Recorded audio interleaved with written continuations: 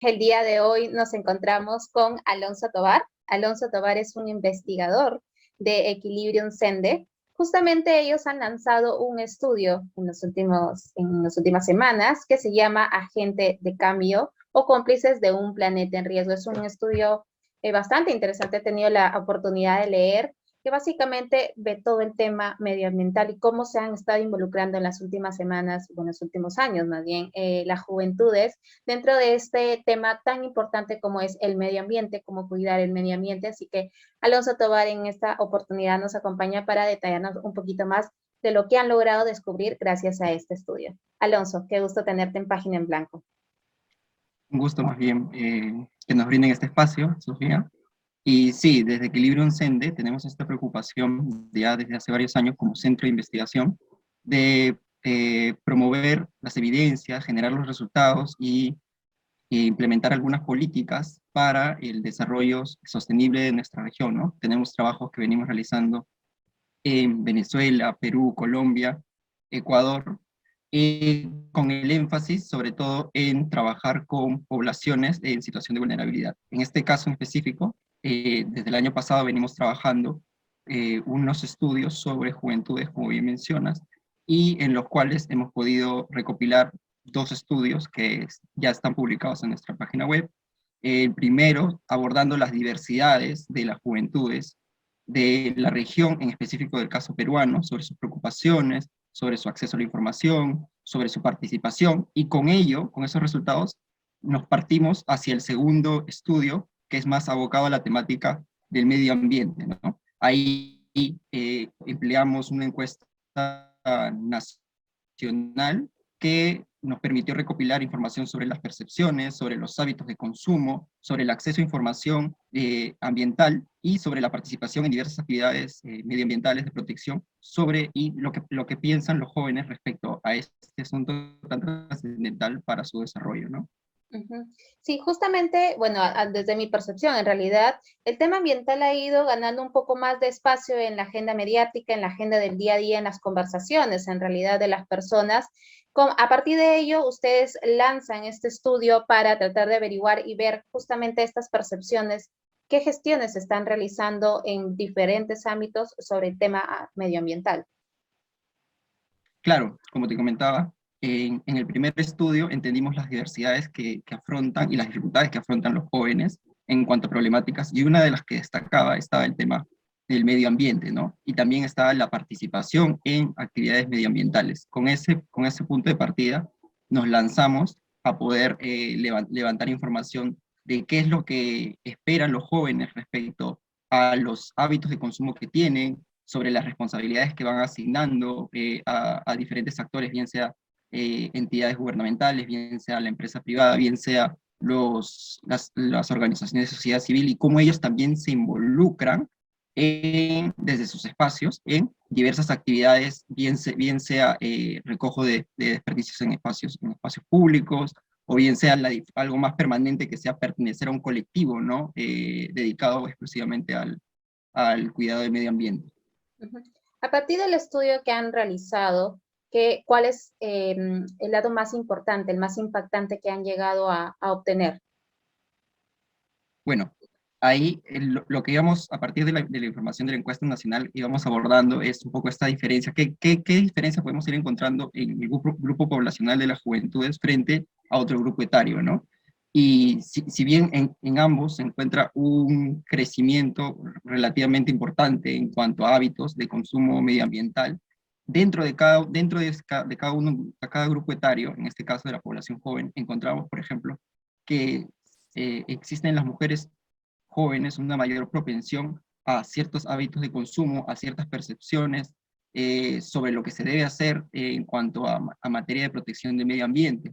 Asimismo, también en participación de actividades medioambientales a nivel desagregado a nivel territorial, encontramos un importante, una importante proporción de jóvenes que participan y que provienen de las regiones de la selva, ¿no? Un poco vinculado al contexto en el cual ellos se van desenvolviendo se van desenvolviendo y han ido eh, construyendo, desarrollándose durante su etapa de infancia, durante su etapa de adolescencia, ahora como jóvenes, ¿no? Directamente vinculados a actividades medioambientales. Asimismo, al desagregar también en el caso de Lima, lo que encontramos es que hay un corte generacional muy importante en donde uno de cada 4 jóvenes limeños, en general como grupo poblacional, afirmaba haber participado durante el año pasado en alguna actividad medioambiental, bien sea algo concreto en específico o como parte de algo más trascendental como pertenecer a un colectivo,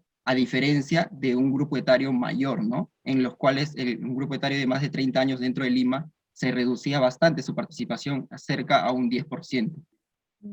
Son datos bastante resaltantes. Ahora, dentro del estudio he podido ver que el acceso a la información también implica el involucramiento de las juventudes, ¿no?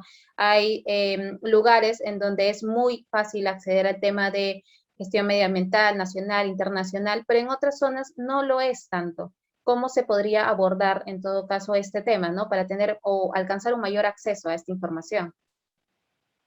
Claro, sí, uno también de los resultados que íbamos contrastando es ciertas hipótesis respecto al nivel educativo de los jóvenes y su propensión hacia conductas más proambientales, ¿no? Y encontramos que efectivamente eh, viene siendo un factor importante el tema del nivel educativo, no en el sentido del acceso a información y nuevos lazos o vínculos que se van formando en espacios académicos, ¿no? Ujú. Que es algo que se puede diferenciar, que podemos encontrar bastantes diferencias en cuanto a participación juvenil, también en el sentido de los nuevos colectivos que se vienen formando. Por ejemplo, un dato ahí importante que no sale de este estudio, pero sale de la base de datos de SENAJU, es que los colectivos juveniles registrados eh, la temática del medio ambiente corresponde a un 24% también de todos estos colectivos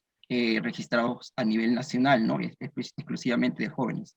Ahora bien, respecto a qué iniciativas se puede ir realizando para profundizar más en el tema del acceso a la información, es prioritario entender qué medios o cuál es la limitación que tienen diferentes entidades especializadas en medio ambiente para llegar a estos jóvenes, ¿no? Que están más involucrados ahora con estos medios digitales, con las redes sociales, y hay una competencia ahí por la información dentro de estos espacios. Asimismo también en los espacios como son la televisión. Entonces no queda claro dentro de este mar de información que se viene dando para los jóvenes dónde están los espacios más especializados en donde van a recibir la información adecuada para dirigir así de manera efectiva su participación.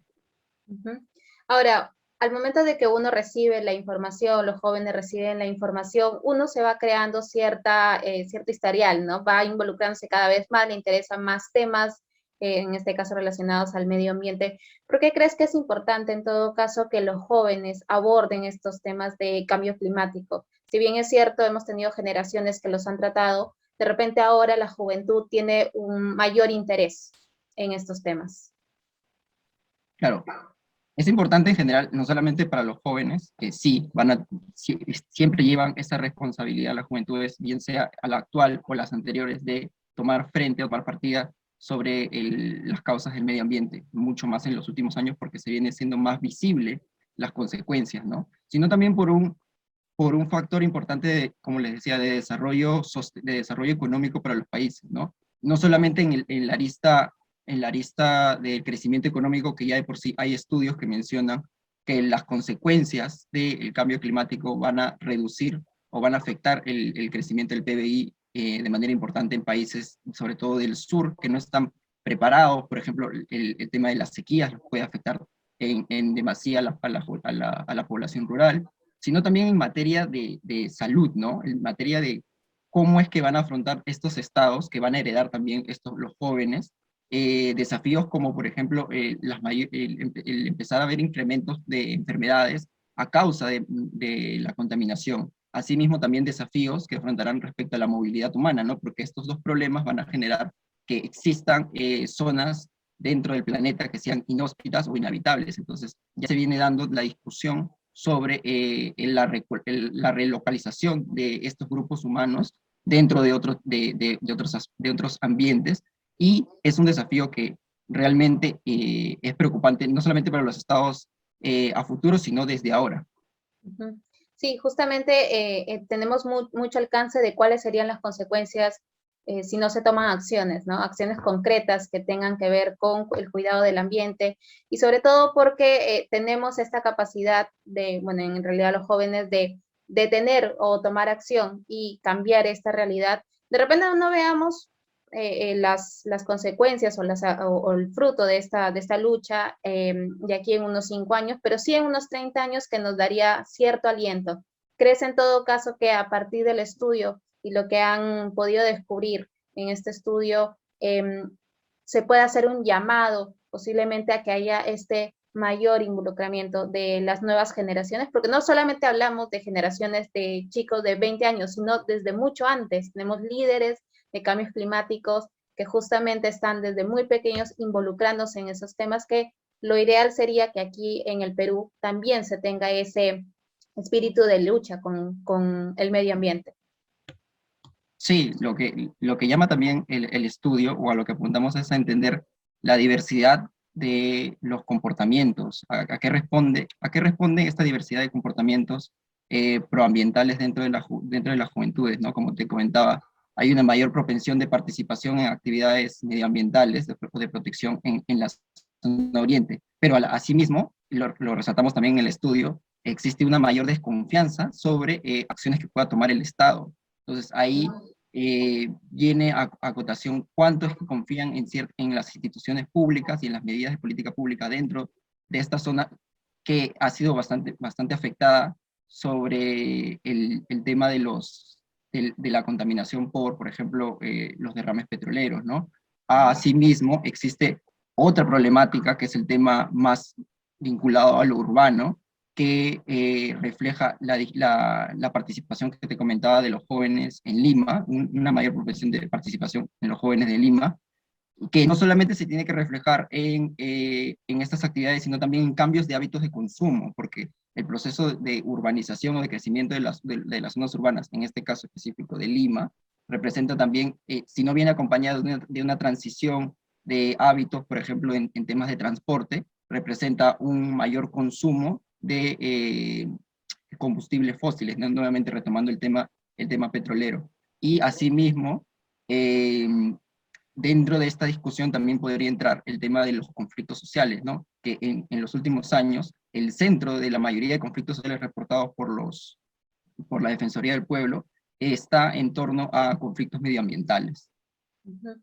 Bueno, y ya que mencionas el tema del derramamiento de petróleo que se ha dado en Lima en los últimos días, estamos hace varios días desde que sucedió esta situación, que bueno, ahora ya viene a ser una noticia internacional y hay muchos voluntarios, se han dado cadenas de personas que quieren ayudar, hay firmas que se están recolectando a partir de este estudio. De repente nos podrías recomendar o dar algunas recomendaciones justamente a los jóvenes, que son los que se han movido más tanto en redes sociales como en medios y que no están justamente o no tienen, digamos, esta posibilidad de ver cómo ayudan, ¿no? Porque es lo que ellos están buscando, este espacio para poder involucrarse y ver qué acciones inmediatas pueden realizar a favor de que, bueno, tratar de disminuir apenas en un poquito lo que está sucediendo en el Perú.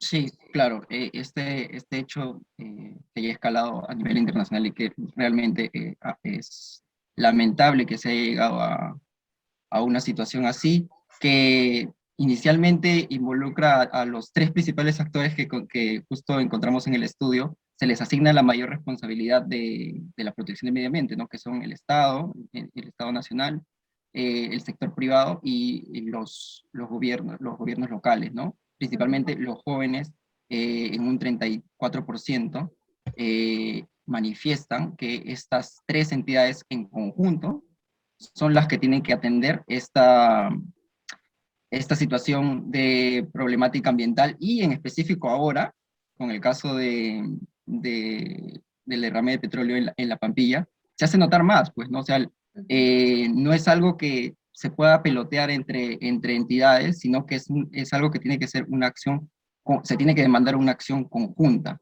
Ahora, sobre las iniciativas de los jóvenes, partimos del presupuesto, que está también en el estudio, de que un cuarto de la población joven participa o ha participado, ya tiene esta noción de cómo ayudar o aportar dentro de la protección del medio ambiente. Pero también está el tema de cuáles son los medios por los cuales reciben información, y es algo que se ha visto revelado mucho más en estos días, ¿no? Sobre cuáles son los medios oficiales, qué medidas correctivas se deben realizar para poder sumar esfuerzos para la limpieza del mar, para el rescate de los animales, y asimismo una cierta descoordinación, ¿no?, entre las entidades gubernamentales. Ahí, más que los esfuerzos que se deben ir sumando para presionar a que se tomen acciones inmediatas de parte de los jóvenes, también está el demandar que exista, por ejemplo, una línea única a la cual llamar, y no estemos, por ejemplo, yendo a CERFOR para el tema de rescates, a UEFA para el tema de regulaciones, incluso las consecuencias que van a haber ahora para las economías aledañas también van a tener que ir a otras entidades del Estado. Lo ideal sería que exista una línea única, por ejemplo, para este tipo de situaciones. Y que a partir de ahí se vayan canalizando ciertas acciones en concreto. Ahora, eso en una situación bastante concreta como lo que está ocurriendo con el derrame de petróleo, pero aún así también existen hábitos ecoamigables que podríamos de repente empezar a implementar en el día a día para poder ayudar, si bien es cierto, como te decía, no va a haber un cambio inmediato, pero sí a largo plazo. ¿Qué hábitos amigables o ecoamigables podríamos empezar a implementar para que, bueno, la gente tenga en consideración de que efectivamente sí se puede hacer un cambio con pasos pequeños? Sí, por ejemplo, hay cuatro hábitos ecoamigables que fuimos retomando en nuestros estudios y que encontramos que hay bastante aceptación. Es el tema del uso de envases, bien sea reutilizables o reciclables, en un 70%, mayor de un 70% de los jóvenes afirmó que en el último mes de compra eh, hizo uso de este tipo de envases, ¿no? Ahora, donde queda un poco expuesto quizás la diferenciación o la diferencia dentro de este mismo grupo es en el tema de consumo de productos que se etiqueten o que muestren sellos de ser ecológicos o que no sean contaminantes, ¿no? Ahí, por ejemplo, las mujeres respecto a los hombres destacan un 60% de mujeres afirmaba haber hecho un consumo, mujeres jóvenes afirmaban haber hecho consumo de este tipo de productos durante el último mes de cuando se levantó la información, y a diferencia de los hombres donde cae, ¿no?, a un 40%. Entonces, vemos que la huella de carbono está presente en todos los hábitos, en estos cuatro en específico, y que es importante poder analizar en dónde nos estamos quedando, dónde están habiendo ciertas brechas para poder atacar y explorar también las razones profundas por las cuales hay esta diferenciación dentro de este grupo de jóvenes. Y también tomar estas acciones inmediatas para mejorar estos índices. Bueno, Alonso, te quería agradecer. Me parece que los estudios están publicados en la página web de Equilibrium, ¿correcto? Sí, están en la página web equilibriumsende.com. También estamos sacando durante estas semanas información bastante puntual de los resultados, bien sea en Twitter, en nuestro Instagram y también en TikTok estamos.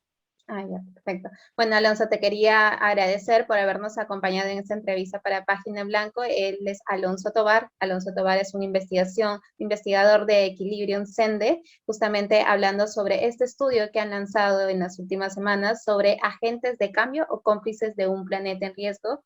Y bueno, una lectura a este estudio para ver qué es lo que han descubierto desde Equilibrium Sende. Muchísimas gracias, Alonso, por tu participación en Página en Blanco.